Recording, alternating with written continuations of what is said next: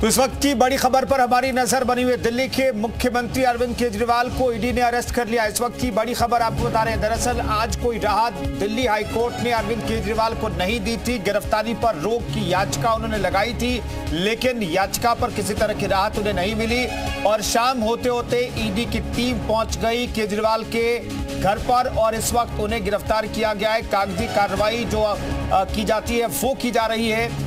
फिलहाल इन सब के बीच कार्यकर्ता बड़ी संख्या में वहां पर इकट्ठा हो गए। केजरीवाल के सरकारी आवास के बाहर की तस्वीरें हम आपको दिखा रहे हैं। आरएएफ की तैनाती की गई है। बड़ी संख्या में पुलिस को वहां पर तैनात किया गया और कार्यकर्ता जो वहां पर नारेबाजी कर रहे हैं उन्हें हटाने का प्रयास भी किया जा रहा है। अब से कुछ देर के बाद कहा जा रहा है कि अरविंद केजरीवाल को लेकर के ईडी की टीम यहां से ईडी दफ्तर के लिए निकल जाएगी। फिलहाल ये तस्वीरें हम आपको दिखा रहे हैं। केजरीवाल को अरेस्ट किया गया। दिल्ली के मुख्यमंत्री अरविंद केजरीवाल अरेस्ट किए गए हैं। इस वक्त की बड़ी खबर आपको बता रहे हैं। पेशी से पहले केजरीवाल को अरेस्ट किया गया। दिल्ली के सीएम अरविंद केजरीवाल को गिरफ्तार कर लिया गया। इस वक्त की बड़ी खबर, कल पीएमएलए कोर्ट में केजरीवाल की पेशी होगी। पेशी से पहले केजरीवाल का होगा मेडिकल। दिल्ली के सीएम अरविंद केजरीवाल गिरफ्तार किए गए हैं और यहां तक अब आम आदमी पार्टी की तरफ से कहा जा रहा है कि केजरीवाल जेल से ही दिल्ली की सरकार चलाएंगे और सारे कामकाज देखेंगे, इस्तीफा वो नहीं देंगे। इस वक्त की बड़ी खबर आपको बता रहे हैं। अरविंद केजरीवाल पर गिरफ्तारी की तलवार लटक रही थी, जैसा कि खुद अरविंद केजरीवाल और आम आदमी पार्टी के तमाम नेता कह रहे थे कि केंद्र सरकार गिरफ्तार करवाएगी, लेकिन ईडी अपने तरीके से काम करती है, जांच पड़ताल होती रही और अब खबर यह है कि उन्हें गिरफ्तार कर लिया गया है और कुछ देर के अंदर उन्हें उनके आवास से लेकर के ईडी की टीम निकलेगी। भारी संख्या में पुलिस बल को तैनात किया गया है, आरएएफ को तैनात किया गया है, क्योंकि बड़ी संख्या में वहां पर आम आदमी के पार्टी के कार्यकर्ता जो हैं वो उनकी मौजूदगी है। वहां पर नारेबाजी कर रहे हैं, केंद्र सरकार के खिलाफ नारेबाजी कर रहे हैं और ईडी के खिलाफ नारेबाजी का दौर वहां पर चल रहा है। लेकिन इन सब के बीच बड़ी खबर यह है कि अरविंद केजरीवाल गिरफ्तार कर लिए गए हैं। इस वक्त की बड़ी खबर, ईडी ने केजरीवाल को गिरफ्तार कर लिया है। एक के बाद एक 10 समन भेजा गया, लेकिन समन पर वो पेश नहीं हुए। उनको डर था कि समन के बाद वो अगर ईडी के सामने पेश होते हैं, उनसे पूछताछ की जाती है तो उन्हें गिरफ्तार कर लिया जाएगा। यह आशंका उन्हें बरकरार थी। अदालतों से उन्हें किया था, उसमें उन्होंने गिरफ्तारी से संरक्षण की मांग की थी। तब तक अरविंद केजरीवाल की गिरफ्तारी नहीं हुई थी।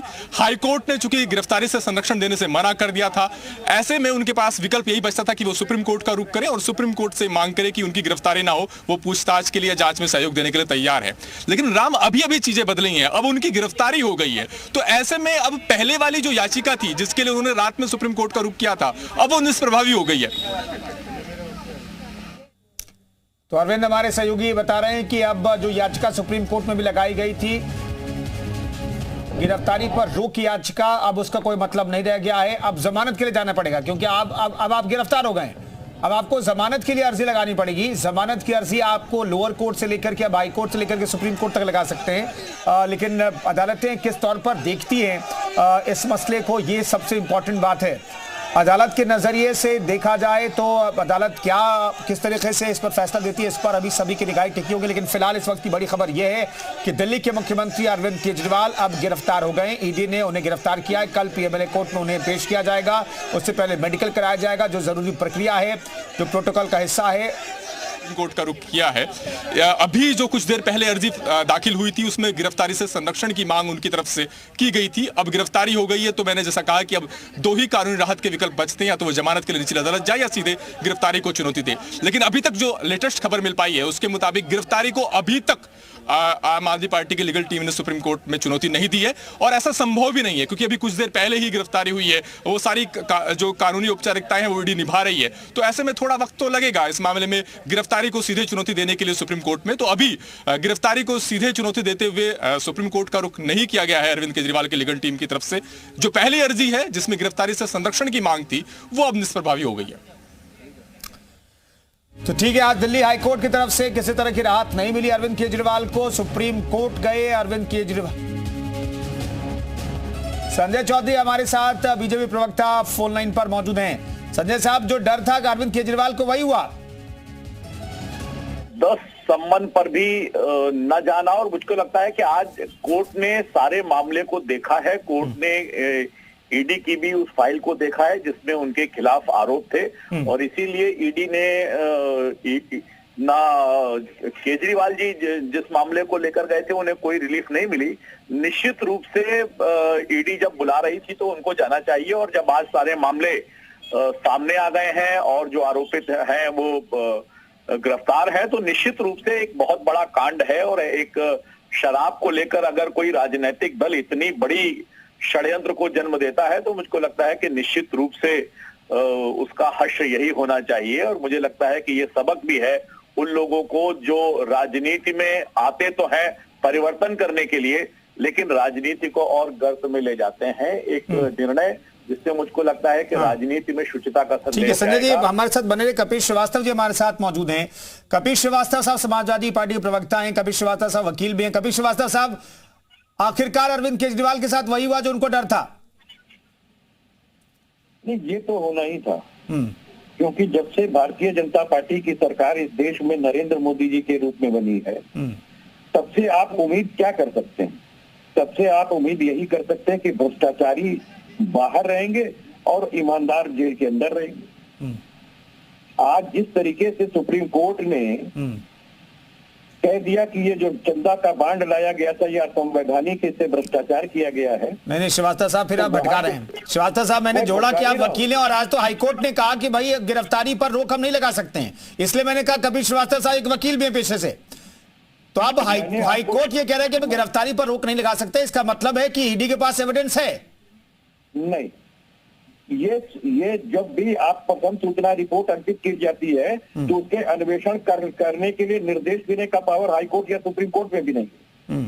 तो इसलिए वो कह रहे हैं कि जो प्रक्रिया है उसको हम नहीं रोक सकते। लेकिन एविडेंस इनके विरुद्ध नहीं है। अगर होते तो 1 रुपए की भी बरामदगी आज तक क्यों नहीं कर पाए किसी से? बिना किसी बरामदगी के आपने भ्रष्टाचार प्रूव कर दिया है क्या? क्या ईडी एक्ट और सीबीआई के एक्ट को आप बदल देंगे जिसमें सबूत का भार जो है वो अभियुक्त पर आ जाता है? कोई भी वकील हो, चाहे वो कहीं भी देश के अंदर, उसने वही प्रोसीजरल कोड पढ़ा हुआ जो हमने पढ़ा है या अन्य लोग पढ़ते हैं। इसका मतलब ये नहीं है कि जिस तरीके से आपने अभी अपनी बातों को रखा है ये आपको उचित नहीं लगा। नहीं, कपिल श्रीवास्तव जो दलील रख रहे हैं, संजय जी आप कुछ कहना चाह रहे हैं? संजय जी भी हमारे साथ फोन लाइन पे मौजूद हैं। संजय साहब, दरअसल कोर्ट के दरवाजे सभी के लिए खुले हैं और आम आदमी पार्टी के कई मंत्री जेल में हैं, कई नेता जेल में हैं और अब अरविंद केजरीवाल की भी बारी आ गई। तो क्या अदालतें बिना फैक्ट के, बिना सबूत के लोगों को बाहर आने नहीं दे रही है? देखिए, मुझे लगता है कपिल जी अपने आप को वकील कहते हैं, तो मुझको लगता है कि इनको केजरीवाल जी की पैरवी निश्चित रूप से जाकर अदालत में करनी चाहिए। अदालत में प्रक्रिया का पालन करते हुए, उस फाइल को देखते हुए जिसमें एविडेंसेस हैं, जो अभियुक्त पकड़े गए हैं उन्होंने इस चीज को स्वीकारा है। और इसी के बाद कड़ी जोड़ने के लिए आवश्यक है कि केजरीवाल जी से भी पूछताछ होनी चाहिए थी। वो पूछताछ से क्यों भाग रहे हैं? देखिए, भागता वही है जो चोर होता है, भागता वही होता है जो संदिग्ध होता है, भागता वही है न्यायालय का सामना करने से दूर वही जाता है जिसके खिलाफ कोई ना कोई आरोप होता है। और मुझे लगता है कि चूंकि वो इस आरोप में फंसे हुए हैं, इसीलिए वो कानून का सामना नहीं करना चाहते, एजेंसियों की आंख में आंख डालकर बात नहीं करना चाहते। और मुझे लगता है कि मेरे काबिल दोस्त के पास अगर तर्क होता तो ये तर्क तो हाईकोर्ट ने अस्वीकार कर दिया है। फाइल देखी है, पूरे पे पूरे आरोपों को देखा है, दिया कि ये प्रोसीजरल चीजें इसको नहीं रोक सकती है कोई भी कोर्ट। हाँ, तो यही बदल रहा है तो एक्ट के मुताबिक के अनुसार हुआ है। ये गिरफ्तारी मैं तो आपको बार-बार एक बात कह रहा हूँ, और ऐसा मुझे बताइए जिनको 70,000 का रहा है, बात तो सरकार चलती है, जेल में कौन मिलने जाएगा? कैसे परमिशन मिलेगी? कैसे सरकार चलेगी? यही तो षड्यंत्र है। संजय जी और श्रीवास्तव साहब बने रहिए। बिजली में मिल रही है, जो फ्री पानी मिल रहा है, बेहतर शिक्षा स्वास्थ्य मिल रही है, यातायात के अच्छे संसाधन मिल रहे हैं, उन सब से दिल्ली के लोगों को छूता रखने का प्रयास है। लेकिन दिल्ली की लोगों की किसी भी सुविधा को हम रुकने नहीं देंगे। देखिए, हेमंत सोरेन ने इस्तीफा दिया था, राखी जी, हेमंत सोरेन ने इस्तीफा दिया था, केजरीवाल इस्तीफा देंगे, क्या निकले? नहीं निकले। चलिए, लगातार रिएक्शंस भी आ रहे हैं दिल्ली से, वो भी हम बीच बीच में दिखाते रहेंगे। और दो नेता हमारे साथ मौजूद हैं, कपिल श्रीवास्तव, संजय जी हमारे साथ मौजूद हैं। श्रीवास्तव साहब, आप कुछ कह रहे थे? जी, मैं एक बात कह रहा था कि जो प्रोसीजर की चीजें हैं उसको बदला नहीं सकता, कोई भी कोर्ट नहीं बदल सकता। ये तो बात की चीजें हैं। मैं तो आपको एक बात ये कह रहा हूँ कि जिन पर 70,000 करोड़ का आरोप लगाते थे, जिस पर ईडी और सीबीआई एक्शन ले रही थी, वो एक्शन रुक कैसे गया? वित्त मंत्री कैसे बना दिया? और मैं आपको बार बार निवेदन करना चाहता हूँ कि जिस तरीके से ये चंदा का बांड और इसका भ्रष्टाचार सामने आया है, क्या ईडी और सीबीआई ने कहीं छापेमारी की है क्या उस पर? इस पर सुप्रीम कोर्ट असंवैधानिक घोषित कर रहा है। ठीक है, इसी तरीके से असम के जो इनके मुख्यमंत्री हैं विश्व शर्मा जी, तब तक वो कांग्रेस के अंदर थे, उनके ऊपर ईडी और सीबीआई चल रही थी, अब नहीं चल रही है। अब तो मुख्यमंत्री बने के घूम रहे। क्या ये देश की जनता नहीं देख रही है कि एक तरफा कार्रवाई हो रही है? अगर ठीक है, ये गिरफ्तारी जो सिलसिलेवार तरीके से हुई, आखिरकार मुख्यमंत्री अरविंद केजरीवाल तक आगे गिरफ्तारी की तलवार लटकी है कि आप तो गिरफ्तारी हो गए। तो ये 4 नेता है जो आम आदमी पार्टी के कद्दावर नेता कहे जाते हैं, उनकी गिरफ्तारी अभी तक हुई है, जिस पर कपिल श्रीवास्तव साहब सवाल उठा रहे हैं। संजय जी, लंबे वक्त से देखें तो आम आदमी पार्टी के नेता जो हैं वो जेल में मौजूद हैं, क्या कोई एविडेंस नहीं है ईडी के पास और इन्हें जेल में अदालत रहने दे रही है? आम आदमी की नजरिए से ठीक, कपिल श्रीवास्तव साहब कह रहे हैं प्रोसीजरल चीजें हैं। देखिए, मुझे लगता है कि आम आदमी को, पार्टी को चाहिए कपिल जी को अपना अधिवक्ता बता दें। अगर इतने दिनों से कोई अदालत किसी को जेल में रख रही है तो निश्चित रूप से उसके खिलाफ तर्क होंगे। ये बार बार लगातार अदालतों का दरवाजा खटखटा रहे हैं और अदालत ही उन्हें जमानत देने से इनकार कर रही है। अदालत इस बात से इनकार कर रही है कि केजरीवाल